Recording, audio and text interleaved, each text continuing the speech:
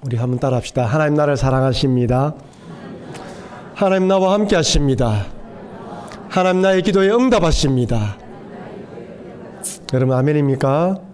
예, 오늘 불렀던 찬양처럼 주님은 옳습니다. 우리의 삶 가운데에 때론 이해가 되지 않고 납득이 되지 않는 일들이 찾아온다 하더라도 주님은 언제나 옳은 길로 우리를 인도하시고 우리를 붙들어 주신다는 것을 잊지 마시고 주님을 바라보시면서 믿음의 걸음을 걸어가시는 여러분과 제가 되길 주의 이름으로 축원합니다.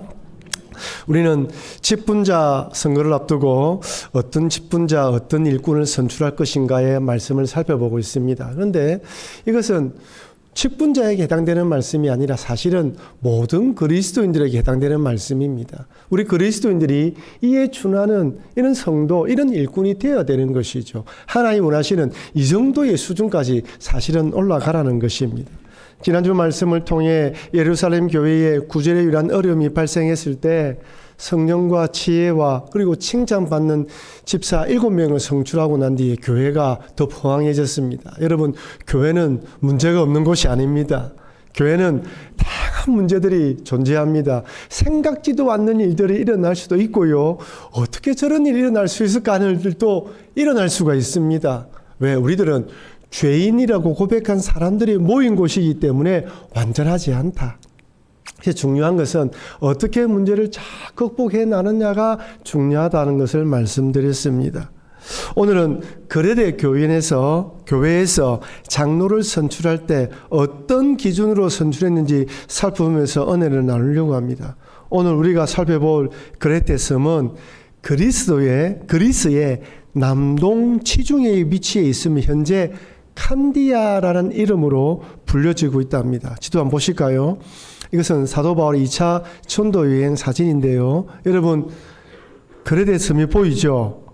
고린도와 에베소 이쪽에 중간 지역의 밑에 섬이 하나 있습니다.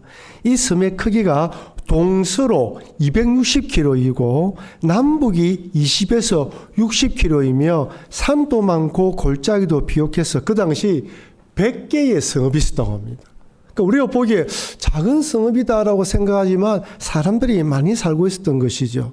기록에 의하면 로마의 집정관 루키우스가 유대인들을 잘 대우하라는 편지를 써 보낸 것으로 보아 상당수의 유대인이 이 섬에 거주했던 것으로 추정합니다. 그렇다면 이 섬에는 언제 복음이 전해졌을까요? 사도 바울이 선교 여행을 마치고 3차 선교 여행을 마치고 로마에 투옥되고 난 뒤에 2년 만에 풀려납니다. 그때 풀려나서 이곳에 가서 복음을 전했던 것으로 추정합니다. 오늘 본문을 보면 이 거레대 교인들에 대해서 언급하는 내용들이 많이 있고요. 그러면서 교인들을 바로 세우기 위해 장로를 선출하라 라고 겉면의 말씀을 보냅니다. 현재 이 거레대 교회의 목사님은 디도입니다. 디도가 목회를 할 때인데 이 교회를 바라보고 서신서에 나와 있는 많은 교회들을 바라보면요. 그때 그 교회의 문제나 오늘 우리가 살아가고 있는 당면한 문제나 비슷하구나.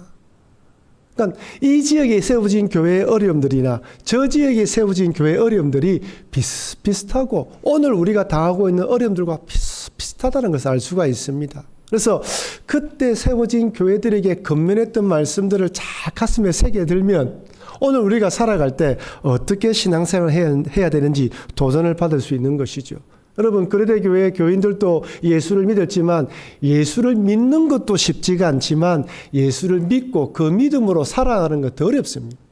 불신앙 요소들이 너무 많아요. 우리를 유혹하는 요소들이 많습니다. 시험을 찾아오는 요소도 많아요. 세상의 풍조가 얼마나 거센지 몰라요. 여러분, 그 당시 교인들이 세상의 유혹을 받는 거나 오늘 살아가는 우리들이 유혹받는 거나 별반 다를 바가 없습니다. 그렇다면 과연 거레대 교인들은 어떤 도전에 직면했을까요? 어떤 신앙을 위협하는 요소들이 있을까요? 한 3가지가 있습니다. 첫 번째는 잘못된 가르침을 전하는 할레파 유대인들이 있었습니다. 여기 할레파 유대인들은 유대교에서 개종한 유대인 그리스도인을 말합니다. 이들은 예수를 믿으면서 할례해야 된다, 율법 지켜야 된다, 절기를 지켜야 된다, 안식을 지켜야 된다, 율법의 조항들을 지켜야 된다 강조했던 사람들입니다. 예수 믿을 뿐 아니라 이것도 행해야 된다고 강조했던 사람들이에요. 그런데 사도 바울은 이들에 대해서 이렇게 이야기합니다. 디도서 1장 10절 우리 같이 한번 읽어보겠습니다. 불순종하고 헛된 말을 하며 속이는 자가 많은 중 할례파 가운데 특히 그러하니. 사도 바울은 이들이 불순종하고 헛된 말을 하고 속인다는 거예요. 참된 복음은 오직 예수 그리스도를 믿음으로 구원받습니다. 여러분 아시다시피 사도행전 15장에 보면 예루살렘 회의를 통해 이방인들에게 율법과 할례를 행하는 부분에 대해서 이름이 결정을 내렸습니다. 사도행전 15장 19절 20절 그러므로 내 의견에는 이방인 중에서 하나님께로 돌아오는 자들을 괴롭게 하지 말고 다만 우상에 더러운 것과 음행과 목매어 죽인 것과 피를 멀리하라고 편지하는 것이 좋으니 이 네 가지를 하지 말도록 권면하고 율법을 지키는 것을 강요하지 말자라고 결론을 내렸습니다. 그런데 문제는 강력하게 이렇게 할례와 율법을 지켜야 한다고 주장하는 사람들은 예루살렘 회의 주장을 따르지 않았던 거예요. 그들이 자발적으로 나아가서 세워진 교회들마다 가서 아니다, 너희들 우리처럼 되어야 된다.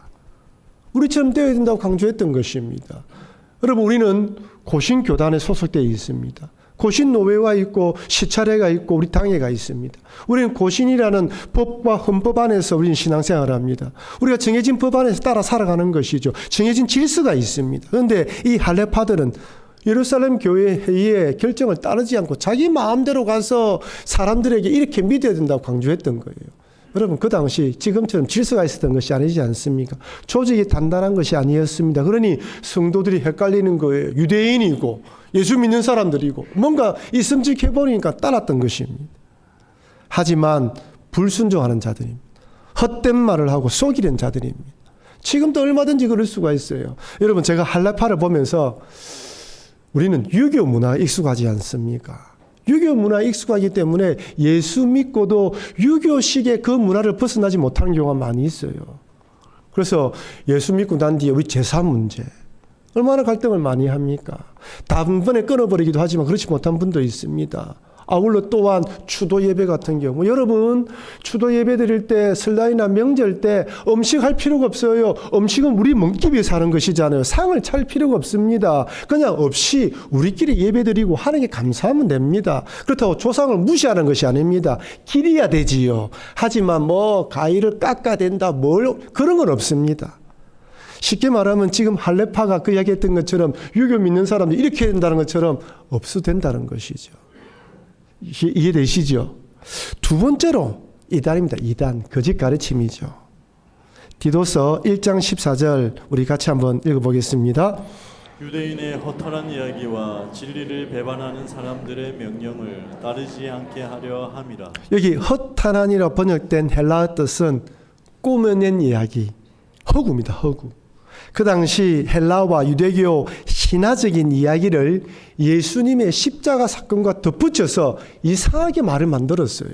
다양하게 말을 만들었습니다. 오직 예수 그리스도 복음이 중요해야 되는데 유대교의 오래된 사상들, 헬라의 신화적인 요소를 가져와서 오만 이야기가 다 나오는 거예요. 여러분 영지주의 철학자들의 대표적 이단이죠. 그 당시에 뭐라 생각했습니까? 영은 거룩하고 육은 안 좋다, 속되다 생각하니까 예수님은 부활하시는데 육이 없다. 부활의 몸을 입지 않았다고 이야기하는 거예요. 오만 이야기가 다 나옵니다. 그래서 예수님은 기절했다부터 예수님을 믿어도 자기 마음대로 이야기를 지어낸 거예요. 건전하고 바른 신앙에 믿음을 내리지 못하도록 방해했던 것이죠. 그 당시에 얼마나 많은 거짓 교사들, 그 당시 헬라 철학들과 덧붙여서 이야기들이 오간지 모릅니다. 여러분 그때나 지금이나 오만 이단과 이야기들이 있지 않습니까? 초대교회 이후 지금까지도 이단과 잘못된 가르침을 전한 자들은 계속해서 생겨납니다. 오래전에 한 분과 식사를 했다가 그분이 하시는 말씀이 신천지 공부를 했다는 거예요. 그 당시 신천지가 막 오래전 이야기입니다. 활동하지 않을 때이기 때문에 좋은 선생님이 있고 좋은 말씀이 있다 해서 찾아갔는데 들어보니까 뭔가 틀리지는 않은데 이상하더라라는 거예요. 그래서 와서 누구한테 이야기를 하면서 또 물어보니까 그게 신천지라더라고요. 여러분 근데 그분의 이야기가 중요합니다. 들어보니까 뭔가 이상하다. 여러분, 우리 바른 복음의 이야기를 자꾸 듣잖아요. 성경적인 이야기, 기존에 지금 우리 고신교회 안에 속해서 우리 목사님도 듣는 이야기들이 대부분이 똑같은 내용들입니다. 교회 안에서 듣는 이야기 비슷합니다. 듣는단 말이에요. 근데 이단에 딱 들으면 뭔가 다른 게 느껴져야 돼요. 비슷한데 이건 아니다. 이단의 뜻이 무엇입니까? 끝이 다른 곳이에요. 처음에는 처음 비슷하게 시작하다 나중에 다르게 연결된단 말이에요. 그래서 딱 들으면 뭔가 꼭 집어내지를 못한다 하더라도 이상하다는 생각을 가져야 되는 것이죠. 여러분, 얼마나 많은 이단들이 파생되어지고 없어졌다가 세워지고 오만 이단들이 많이 있습니다. 여러분, 특별히 설교 말씀을 들을 때 잘 들으시고 꼭 확인을 해 보십시오. 이번에 우리 기존에 잘 아는 교회 목사님들은 상관없지만은 좀 특별하다, 이상하다, 잘 알려지지 않은 교회는 반드시 확인을 해봐야 됩니다. 너무 이상한 것들이 많이 있습니다. 여러분, 그래도 교인들은 이단의 가르침뿐만 아니라 할례 받아야 된다 주장하는 사람들로 인해서 공격을 받았어요. 여러분, 지금 동일합니다. 우리도 신앙생활 하지만 다양한 이단들, 유교적인 요소들, 오만 것들이 찾아와서 우리의 신앙을 희석시키고 오염시킵니다. 변질되게 만들어요. 그래서 항상 조심해야 되는 것이죠. 마지막 세 번째로 교인들의 신앙을 위협했던 것은 그레데 사람들의 세속적인 삶의 모습입니다. 여러분, 그레데 사람들이 어떤 사람인가, 어떤 지혜자가 이렇게 말을 했어요. 디도서 1장 12절 우리 같이 한번 읽어보겠습니다. 그레데 중에 어떤 선지자가 말하되 그레데인들은 항상 거짓말쟁이며 악한 짐승이며 배만 위하는 거름뱅이. 여기 선지자라고 되어 있는데 이 선지자는 하나님의 말씀을 대언하는 선지자가 아닙니다. 그 당시 고대 세계의 7대 지혜자 중에 한 명으로 인정받았던 그레데 섬 출신의 에피메니테스가 말한 것입니다. 사도 바울이 그 사람의 말을 인용해서 그레데 출신의 그 지혜자가 그레데 사람들에 대해서 그렇게 이야기했지. 그레데 사람들은 그런 사람들이야. 어떤 사람들이라고요? 거짓말쟁이야. 악한 짐승이야. 게으름뱅이야. 그 사람들이 그 당시 그레데 섬 사람들 딱 하면 거짓말쟁이, 게으름뱅이라는 거예요. 여러분, 고린도 하면 뭐라고요? 엄란한 사람들. 엄란한 사람들이라는 거예요. 그러니까 그 섬에, 이런 섬에 예수 그리스도의 복음을 받아들였다는 자체가 놀라운 것이죠. 어떻게 그런 사람들이 예수 믿을 수 있을까? 여러분, 우리가 저 사람이 예수님 믿을지 안 믿을지는 모릅니다. 하는 게 달려 있는 거예요. 어쨌든 그 교회가 생겨났습니다. 그런데 문제가 뭐냐? 예수를 믿는 것은 중요한데 더 중요한 것은 그런 환경 가운데 믿음을 지켜가야 한다는 것입니다. 여러분, 우리는 환경의 영향을 받습니다. 좋은 환경에 살아가려고 합니다. 그래서 좋은 환경에 있는 집들을 비싸고 또 그런 사람들이 모여듭니다. 지금 그레데 사람들이 섬에 살고 있는 사람들은 이렇게 게으름뱅이다, 악한 짐승이다라는 평가를 받고 있는데 그 안에서 믿음 생활을 하려면 2배로 힘든 거예요. 3배로 힘든 것입니다. 틀림없이 은혜를 받아서 구원받았지만 이젠 거짓말쟁이다, 악한 짐승다, 배만 위하는 게으름뱅이라는 소리를 들으면 안 됩니다. 예수 믿었으면 삶이 달라져야 됩니다. 10년, 20년, 30년 예수 믿었는데 여전히 내 배우자가, 내 주변의 사람들이 당신 달라진 게 없어 라고 이야기를 한다면 우리의 신앙을 돌아봐야 되는 것이죠. 여러분, 신앙은 점점 갈수록 고집스러워지는 것이 아닙니다. 점점 갈수록 넓어지고 포용력이 높아지고 또한 품어지는 것이지 않습니까? 주변 사람들이 봐야 됩니다. 함께 다닌 사람들이 당신 좀 많이 변했네, 이런 말을 들어야 되는 것이죠. 그레데 섬 사람들이 여전히 그레데 교회 안에 섬 안에서 신앙생활하면서 그 주변의 사람들이 니나 내나 똑같네, 이렇게 이야기한다면 안 되는 것이죠. 그러니 사도 바울은 그런 환경에 있는 섬에 살고 있는 신앙인들을 어떻게 해요? 바로 세우도록 하기 위해서 디도에게 장로님을 세우라는 것입니다. 본을 보이고 성도들을 바로 이끌고 이단들과 싸워 이기고 잘못된 길을 가면 건면하고 이끌어주고 기도해주고 다스릴 수 있는 성도들을, 장로들을 세우라는 것이죠. 근데 여러분, 오늘 본문을 쭉 읽어보면 장로들을 세우라면서 어떤 장로를 세우라 하고 자격을 이야기하고 왜 그렇게 되는지 뒤에 부분을 이야기하지 않습니까? 그런데 오늘 본문의 장로의 자격을 보면 특별한 것이 있습니까? 아니, 디모데전서 3장에도 보면 장로의 자격과 집사의 자격을 쭉 언급합니다. 여러분 참 읽어보십시오. 뭔가 특별한 것이 없어요.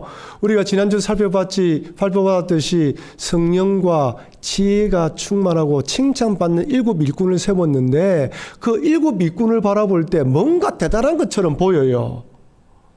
근데 오늘 그 일꾼들에 대한 좀 더 상세한 기준이라 할 수 있는 것이죠. 그걸 봤는데 특별한 것이 없다는 거예요.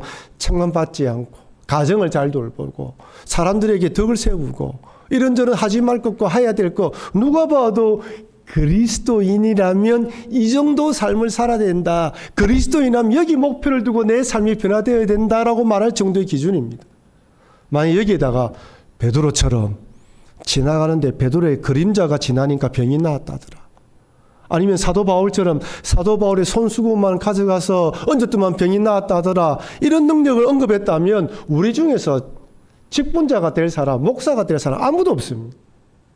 오늘 본문에서 말하는 것은 극히 기본적이라는 것입니다. 여러분, 오늘 본문에 언급된 장로의 자격을 한 4가지로 볼 수 있는데 여기는 장로님뿐만 아니라 근사님, 장집사님, 우리 모든 성도님들이 되어야 할 어떤 삶의 목표라고 할 수 있는 것이죠. 인격이라 할 수 있습니다. 첫 번째는 무엇일까요? 한번 따라합시다. 책망할 것이 없어야 됩니다. 그렇죠. 5절과 7절에 보면 책망이라는 단어가 2번 반복해서 등장합니다. 여기 책망이란 헬라 뜻이 비난할 수 없는, 아무 죄가 없는, 문체할 것이 없는 이란 뜻입니다. 세상과 교회법적으로 죄가 없고 문체이나 비난받을 만한 일을 하지 않는 사람을 의미합니다. 후보자로 명단을 올렸을 때 그렇지 될 만한 분들이지. 누가 봐도 문제가 없는 분이라는 것이죠. 여러분, 내년 4월에 국회의원 선거가 있는 거 아시죠? 제가 오래전에 이 지방선거 예비 후보자들의 전과 기록 분석한 결과를 공개한 걸 본 적이 있습니다. 깜짝 놀랐어요. 후보자 중에 40%가 전과자예요. 도로교통법, 교통상해, 교통사고 처리 특례법, 사람을 죽이거나 그런 건 아니지만 교통특례법, 교통상해, 교통법으로 42.9%가 차량 관련 전과했다고 합니다. 음주운전도 포함되어 있어요. 한 나라의 지도자가 될 사람이라면 아무리 작은 것이지만 법적으로 책망할 것이 없어야 합니다. 이것은 교회도 마찬가지죠. 누가 보아도 이 작은 공동체, 우리 공동체를 이끌 만한 분인데 사회법적으로, 세상법적으로 문제가 없어야 된다는 것이죠. 첫 번째는 책망할 것이 없어야 됩니다. 두 번째는 따라합시다. 가정을 잘 돌봐야 합니다. 디도서 1장 6절 말씀 우리 같이 한번 읽어보도록 하겠습니다. 책망할 것이 없고 한 아내의 남편이며 방탕하다는 비난을 받거나 불순종하는 일이 없는 믿는 자녀를 둔 자라야 할지라. 여기 중요한 것은 한 아내의 남편입니다. 여러분, 로마 시대는 사실 이 동성애가 암흑적으로 이게 암만리에 싹 퍼져가고 있을 때예요. 결혼 세계가 참 성적으로 문란했습니다. 성병도 많이 유행했고요. 좀 문란했습니다. 그런데 교회에서는 한 아내의 남편이어야 된다고 이야기를 합니다. 가정을 잘 돌봐야 한다는 것이죠. 믿음을 둔 이 가정을 잘 돌보고 자녀를 잘 돌봐야 한다는 것입니다. 한 아내의 남편, 한 남편의 아내. 여러분, 가정이 중요하다는 것이죠. 가정 안에서 자녀들에게, 배우자에게 인정받는 사람이 되어야 됩니다. 여러분, 불륜을 사랑으로 포장하고 결혼했음에도 다른 인생을 만나는 것을 전혀 부끄러우지 않은 세상이지만 그러나 그건 잘못된 것입니다. 교회 안에 용납할 수 없습니다. 교회의 직분자는 한 아내의 남편으로 그 자리를 지키며 자녀를 믿음으로 양육해야 됩니다. 가정이 중요하다는 것이죠. 세 번째는 책망, 가정, 그 다음에 어떻게 됩니까? 개인적인 부분으로 넘어옵니다. 자기 관리입니다. 자기 관리를 잘해야 돼요. 디도서 1장 7절부터 8절 말씀 같이 읽겠습니다.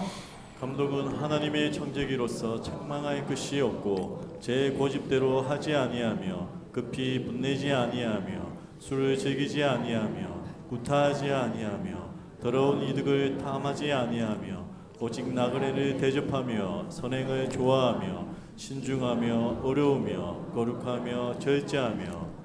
여러분, 이 구절들이 가르치고 있는 한 단어가 있다면 무엇일까요? 성품입니다. 성품이 좋아야 돼요.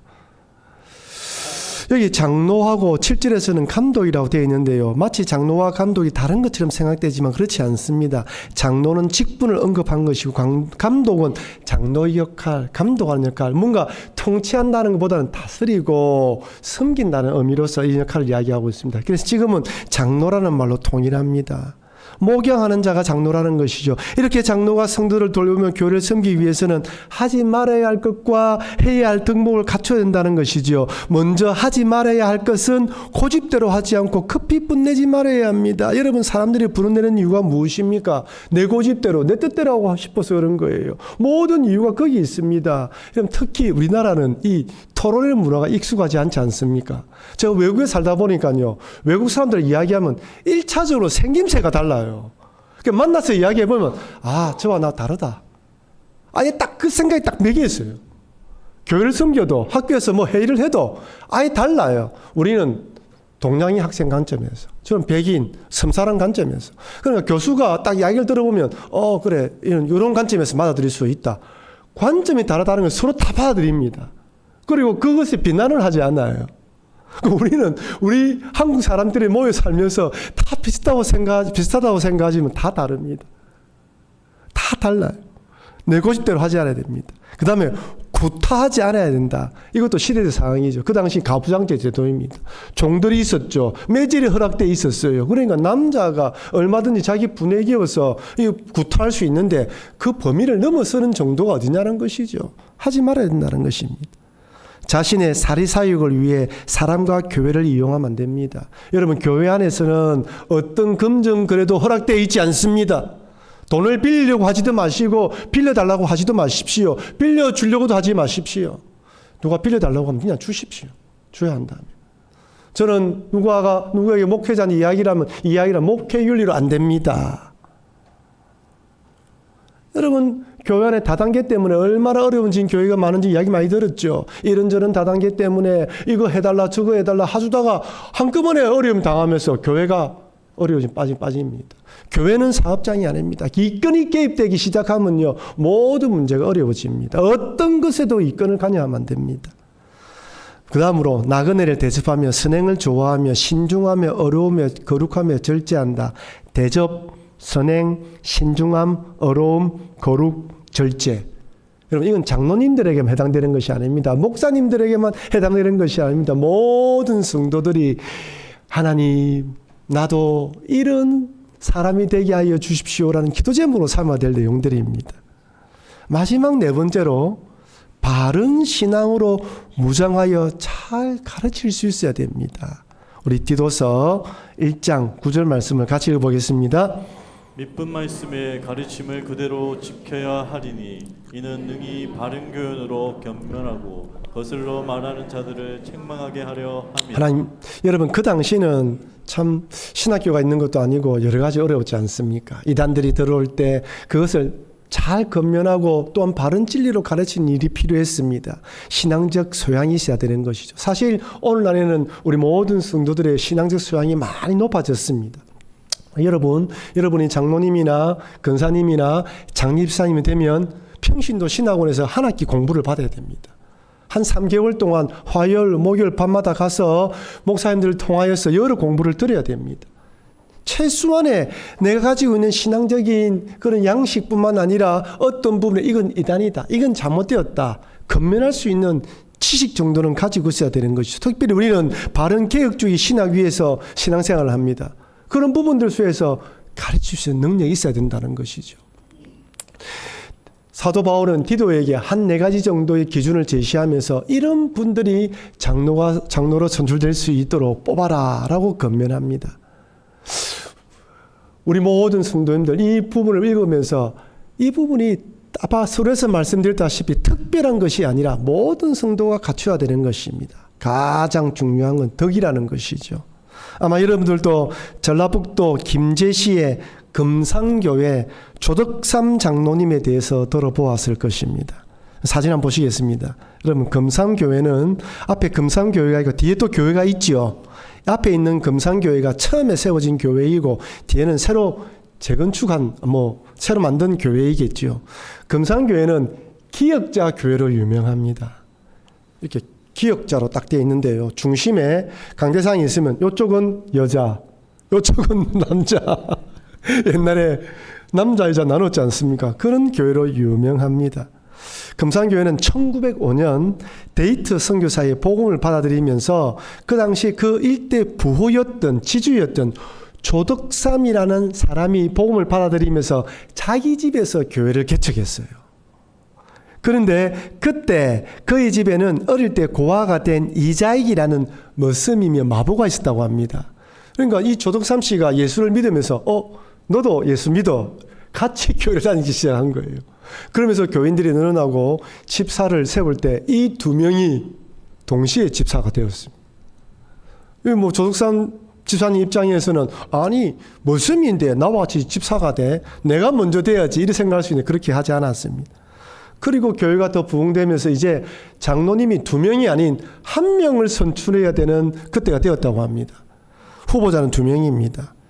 집을 개척하고 교회를 개척하고 집을 내놓고 지주인 조덕삼 집사와 그리고 그의 머슴이었던 이자익 두 명이 후보 명단에 올라갔습니다. 그럼 여러분들이라면 누구를 뽑겠습니까? 당연하게 집을 오픈하고 개척하고 동력이었던 그리고 지주였던 조덕삼 씨가 장로가 될 것이라고 생각했는데 투표를 해보니까 이자익 씨가 장로가 된 거예요. 그러니까 장로 되었다고 발표를 하니까 교인들이 수근수근거리기 시작했습니다. 이때 조덕삼 집사가 이렇게 인사를 했다고 합니다. 우리 금산교회 교인들은 참으로 훌륭한 일을 해냈습니다. 우리 집에서 일하고 있는 이자익 영수는 저보다 신앙의 열의가 더 좋습니다. 자기가 인정을 한 거예요. 그러니까 싹 소리가 사며들고 그냥 은혜가 넘친 것입니다. 양반과 천민, 치주와 소작인 신분의 구별이 있었던 그 당시 이렇게 절대 쉽지 않았던 것이죠. 그런 자기 모습이 초대 장로가 된 것을 기쁘게 받아들였습니다. 그 위에 얼마 있지 않아서 그도 장로로 선출되었습니다. 여기 보면 중간에 있는 분이 조덕삼 장로입니다. 그리고 그 왼쪽에 계신 분이 서양인 분이 선교사님이시고 우측에 그 다음에 왼쪽에 양복을 입으신 분이 목사님이신데 이 조덕삼 장로님이 이 자기 머슴을 신학교로 보냈어요. 신학교에 보내서 공부를 끝나고 난 뒤에 자기 교회 담임 목사로 청빙했습니다. 대단하시죠? 그리고 깍듯이 담임 목사님을 모시고 평생 같이 목회를 했다고 합니다. 이 조덕삼 장로님이 이자익 목사님보다 15살이 많았다고 합니다.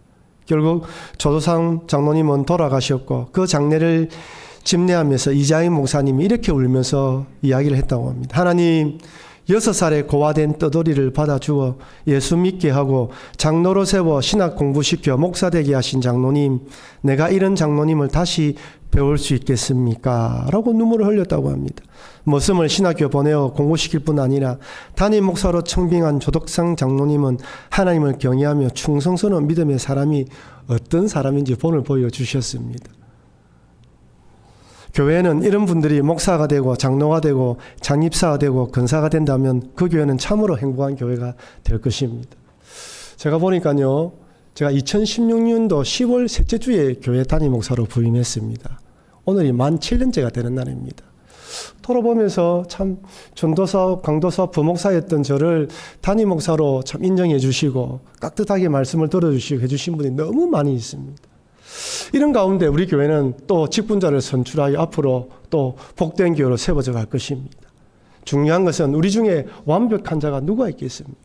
다 부족하지만 서로가 서로를 세워가며 부족하지만 세워주고 함께 이끌어주고 달려간다면 어떤 누구를 세우든지 간에 충실한 일꾼이 될 것입니다. 100% 완벽한 자는 아무도 없습니다. 하지만 세워주고 인정하고 붙들어주고 함께 길을 걸어갈 때 우리 모든 성도들뿐만 아니라 교회가 더 허망되어져 갈 것입니다. 이미 직분자가 되신 분들은 더 이런 직분자가 되도록 기도하시고 또한 이런 직분자가 되도록 이런 분들이 선출될 수 있도록 기도하시고 나도 이런 믿음의 사람이 되도록 기도해 주시는 여러분과 제가 되길 주의 이름으로 축원합니다.